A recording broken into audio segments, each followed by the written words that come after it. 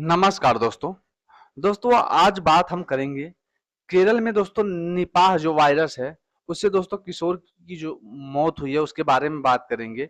और देश में 7वीं बार जो है यह संक्रमण फैला है।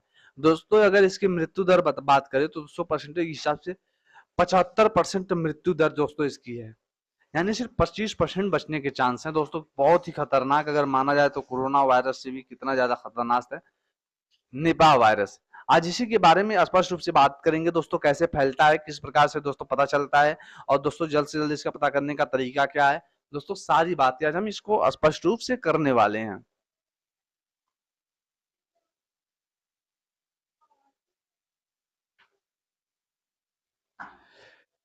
केरल के मल्लपुरम में निपाह वायरस से संक्रमित एक 14 साल के किशोर की मौत हो गई।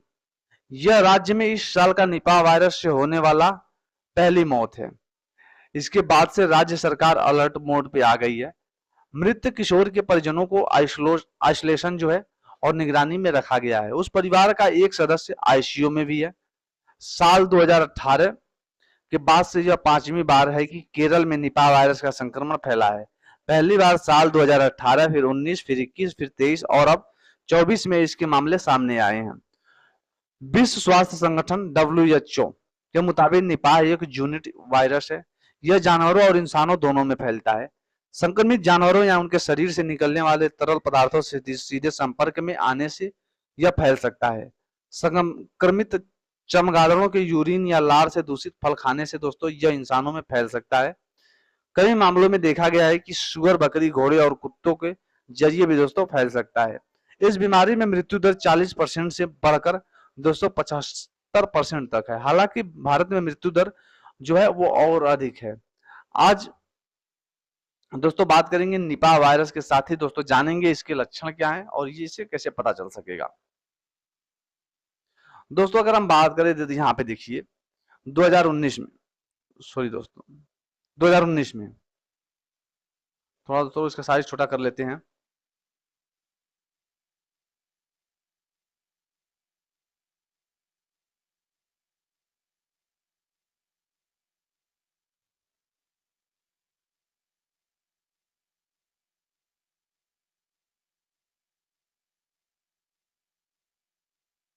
अब यहाँ पे देखिए दोस्तों केस और जो है जो मृत्यु है उसके बारे में। 2001 में जो पश्चिम बंगाल में पाया गया था, 66 बंदों को दोस्तों, ये जो 66 व्यक्ति को हुआ था उसमें से 45 लोग जो है 45 लोगों की मौत हो गई थी। सन 2007 में दोस्तों पश्चिम बंगाल में पाया गया। पश्चिम बंगाल में जब पाया गया दोस्तों 5 लोगों को हुआ था और 5 लोग का जो है वो मृत्यु हो गया। 2018 में केरल में जो पाया गया था 23 लोगों को यह वायरस हुआ था, जिसमें से 17 लोगों की जो है वो मौत हो गई।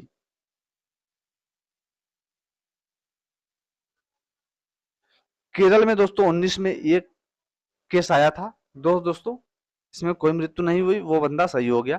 फिर 21 में दोस्तों केरल में फिर एक केस आया, जो दोस्तों एक्सीडेंटली ये बंदा एक्सपायर हो गया।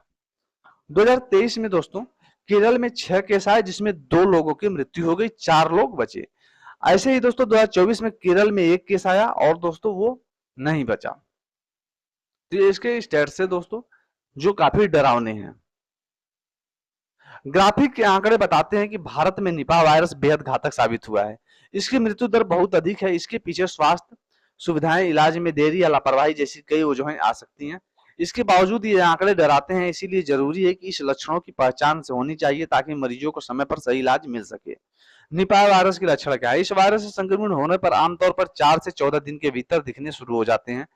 इसमें सबसे पहले बुखार और सिर दर्द होता है और फिर खांसी और सांस लेने में कठिनाई जैसी रेस्पिरेटरी प्रॉब्लम विकसित होना शुरू हो जाती है। गंभीर मामलों में व्यक्ति को ब्रेन इन्फेक्शन भी हो सकता है। इसमें सिर में सूजन यानी इंसेफेलाइटिस के लक्षण जो है उभर सकते हैं। यह मेडिकल कंडीशन घातक हो सकती है।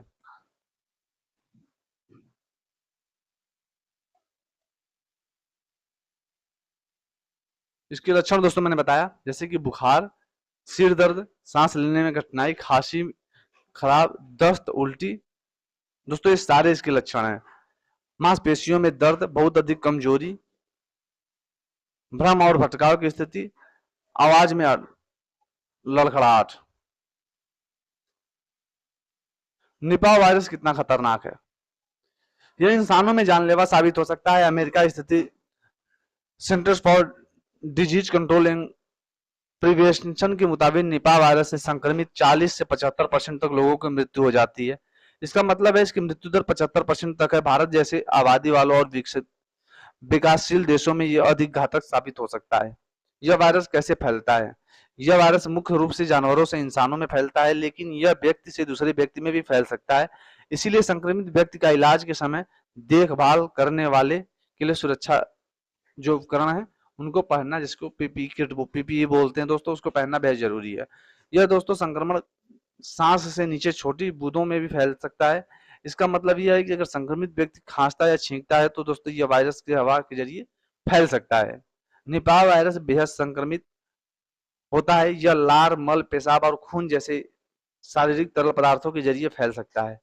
ऐसे में समझा जा सकता है कि अगर कोई संक्रमित व्यक्ति की देखभाल कर रहा है तो उसे व्यक्ति को खांसने छींकने से भी देखभाल कर रहे शख्स को संक्रमण हो सकता है दोस्तों, इसलिए इसको बचाव बेहद जरूरी है।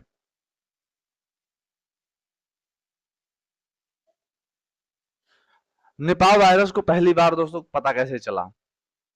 विश्व स्वास्थ्य संगठन के मुताबिक 1998 में मलेशिया में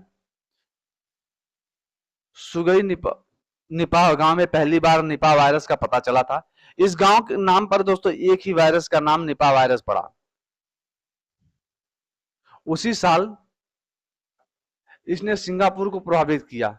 वहां ज्यादातर मानव संक्रमण बीमार सुअरों या उनके संक्रमित टिश्यूज के सीधे संपर्क में आने के कारण हुए। जब संक्रमित सुअरों के संपर्क में रहने वाले बड़ी संख्या में बीमार पड़े तो जांच की गई, तो इसमें दोस्तों आया कि इस बीमारी का मूल स्रोत चमगादड़ थे। सुअरों में यह वायरस चमगादड़ों से ही फैला था। अगर किसी पेड़ में चमगादड़ रहते हैं तो कोई भी इंसान उस पेड़ के फल खा लेता है तो वह निपाह वायरस से संक्रमित हो जाता है। यह संक्रमित व्यक्ति की लार या शरीर से निकलने वाले किसी भी लिक्विड के जरिए फैल सकता है। इसीलिए केरल सरकार ने लोगों से चमगादड़ों से दूर रहने और स्थान से छेड़छाड़ न करने की सख्त हिदायत दी है। ऐसा इसलिए है कि क्योंकि चमगादड़ों में नए बसेरे की तलाश में कई पेड़ों और फलों के संक्रमित दोस्तों कर सकते हैं। निपाह वायरस का इलाज क्या है? इस वायरस से इलाज के लिए कोई भी एंटीवायरल दवा उपलब्ध नहीं है। अभी तक इसके लिए कोई वैक्सीन भी विकसित नहीं हुई है। इसका मतलब यह है कि ट्रीटमेंट में सिर्फ लक्षणों से को कम करने की कोशिश की जाती है। इसके अलावा इस दौरान मरीज की देखभाल बहुत जरूरी है। दिन में 7 से 8 गिलास पानी पीना जरूरी है। भरपूर आराम की जरूरत जरूरी होती है।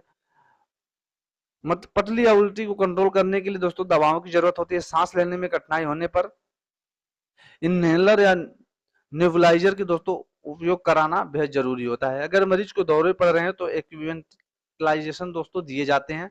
निपाह वायरस के लिए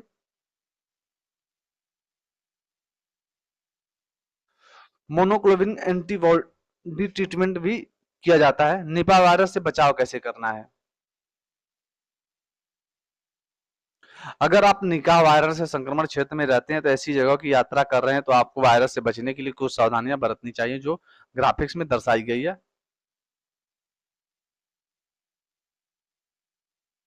यहाँ पे देखिए दोस्तों दर्शाया कैसे गया। अपने हाथ को बार बार साबुन से धोना है। संक्रमण सुअर व चमगादड़ों को संपर्क से बचना है।